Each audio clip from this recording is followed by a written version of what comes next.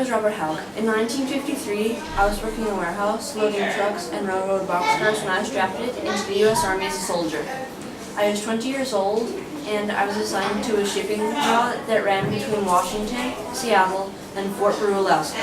My friend Robert Blick and I asked for overseas duty, hoping to go to Germany, but knowing we'd get sent to Korea as peacekeepers after the Korean War.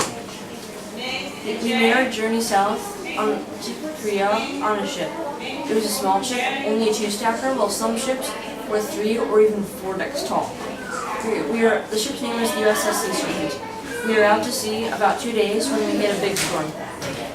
We weren't allowed on the deck because the waves from the storm were over the bow of the ship. There were around 1,200 troops on board. After the storm, we had to stop in Japan because of the propeller damage caused by the waves. After 3 weeks, we finally arrived in Houston, South Korea. We were transferred to a steam train and trucks for the long, slow journey north. During our stops, children would come to the train asking for canned goods or chocolate, whatever we had in our rations, which we later gave to the children. My first thoughts of Asia was that everything looked like it did from the 1930s when I was young. Everything was manual work, like working in the rice fields and working with oxen plows. I had good respect for the Koreans. They were hard-working people. We lived in a poor community with slums and shacks and open sewer canals, but the Korean people always carried themselves with pride. My home in South Korea was Yeongdong, where I lived for 13 months. We lived in an army base where day-to-day interaction with the local community was limited. I was a private first class, and I worked in the quartermaster's office, which gave out supplies to other divisions. I had a Korean friend named Kim Sui who taught me a few words of the Korean language while we worked together.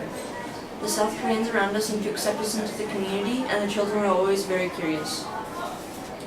I really missed my family, and I wrote letters to them every week. I knew I had to write especially to my mother. She cried when I left, and I know it was hard for me being so far away. I was really thankful to get letters from her and my other friends and family. I went back home in 1955 on the same boat, the USS Sea Serpent. I was glad to be done with my tour of duty, and I looked forward to a new life back in Minnesota. My friends were sad when I got drafted, but after 2 years we took up our friendship again. All of this time I had a girlfriend back in the U.S. We dated for a while when I got back when I was in college, but then she got tired of waiting to get married, so we broke up. This move taught me I could do other things in my life. Before South Korea, I didn't know what I wanted to do. After living in Korea, I went on to college to become a teacher. Having a professional career is something I could not have done without this move. College changed my life so much. I wanted to make sure all of my children had the same chance.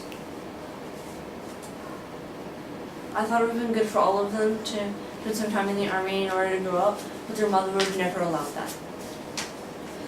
Looking back, I'm not sure of the effects that we had on the South Korean community. I now realize that we helped the South Koreans to hold back the North Koreans. Today, South Korea is a progressive country, and I'm amazed with the amount of modern progress this country has made.